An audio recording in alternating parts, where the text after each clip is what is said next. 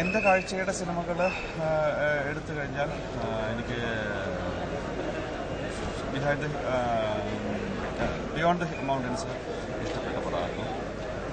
Evans woman എനിക്ക് ഇഷ്ടപ്പെട്ട പടമായിരുന്നു. പപ്പാനോമോസ് എന്നുള്ള സിനിമ യുഎസ് കരയുടെ പടം. പിന്നെ നോ വെമോസ് പപ്പ എന്ന് പറഞ്ഞ സിനിമ ഫിയത്ത കണ്ടിരുന്നു. ഫിയത്ത എനിക്ക് ഇഷ്ടപ്പെട്ടിട്ടില്ല.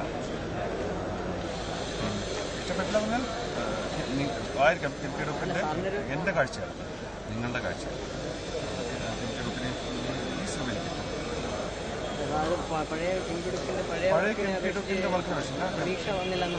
അല്ല, അത് വേറൊരു ഡിസ്കഷനുള്ള സാധ്യതയില്ല. കാരണം എന്തുകൊണ്ട് അത് ഒറ്റ വാചകത്തിൽ പറഞ്ഞു തരുന്ന ഒരു കാര്യമില്ല. അത് ഒരുപാട് കാര്യങ്ങൾ അതുകൊണ്ട് എനിക്കിഷ്ടപ്പെട്ടില്ല. പിന്നെ മിസ്റ്ററി എനിക്കിഷ്ടപ്പെട്ട സിനിമയാണ്, വളരെ ഡെഫിനറ്റ്. പിന്നെ ഈ ഫെസ്റ്റിവലിൽ കണ്ട സിനിമകളിലൊക്കെ ഞാൻ കണ്ട സിനിമകളിലൊക്കെ ഒരു ശരിക്കും ഒരു ലാസ്റ്റ് ഫ്രെയിം ട്വിസ്റ്റ് എന്ന് പറയുന്ന തരത്തിലൊരു രസമായ ഒരു ബോഹെൻട്രി കഥകളുടെ ഒരു സ്വഭാവം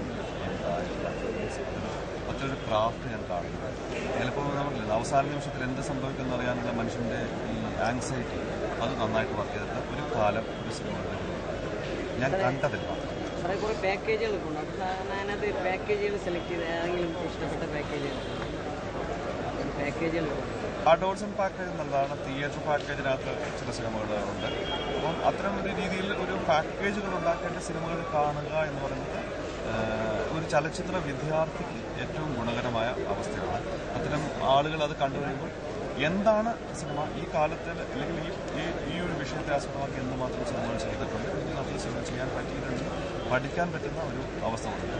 അങ്ങനെയായിരിക്കണം സിനിമ കാണുന്നത്. കാരണം പാക്കേജുകൾ ഉണ്ടാവണം. പാക്കേജുകൾ എത്രത്തോളം കൂടുന്നു അത്രത്തോളം സിനിമാ വിദ്യാഭ്യാസം കൂടുന്നു. തൊഴിൽമുറി എന്ന സിനിമ ഇതിൻ്റെ രണ്ടാമത്തെ സിനിമയാണ്. ഇത് തമിഴ് ജയമോഹൻ എന്ന റൈറ്റർ, അദ്ദേഹം ഒരു ബൈലിംഗൽ റൈറ്റർ, തമിഴ് മലയാളത്തിൽ വരുന്ന ജയമോഹൻ്റെ ജീവിതത്തിൽ നിന്നും എടുത്തിട്ടൊരു ഇൻസിഡൻസിനെ ബേസ് ചെയ്തുകൊണ്ട് ചെയ്ത ഒരു സിനിമയാണ്. പ്രത്യേകിച്ച് കേരളത്തിലൊരു കാലത്തുണ്ടായിരുന്ന മാട്രിലിയൻ സിസ്റ്റത്തെ അധികരിച്ചുകൊണ്ട് അല്ലെങ്കിൽ അതിന് ഈ മതതായ ക്രമത്തിലേക്ക് സ്ത്രീകൾക്ക് പ്രാധാന്യമുണ്ടായിരുന്ന ഒരു കാലത്ത് നിൽക്കുന്ന ഏറ്റവും സ്ത്രീപക്ഷമായ ഒരു സിനിമയുടെ കാഴ്ചപ്പാടിൽ ചെയ്യുന്ന ഒരു ചിത്രമാണിത്. രണ്ട്, കേരളത്തിൻ്റേതായിരുന്ന തെക്കൻ തിരുവിതാംകൂർ ഇന്ന് കേരളത്തിൽ നിന്നും അകന്നു പോയത്, കേരളത്തിൽ നിന്നും മാറി തമിഴ്നാട്ടിൻ്റെ ഭാഗമായി മാറി തെക്കൻ തിരുവിതാംകൂറിൻ്റെ പ്രാദേശികമായ ഒരു കഥ അല്ലെങ്കിൽ പ്രാദേശികമായ ഒരു ചിത്രം, പ്രാദേശികമായ ഒരു ചരിത്രം. പക്ഷെ അത് കേരളത്തിൻ്റെ ഇന്ത്യയുടെയും കൂടെ ചരിത്രമായ അവസ്ഥയിൽ നിർത്തിക്കൊണ്ടാണ് ഈ സിനിമ ചെയ്യുന്നത്.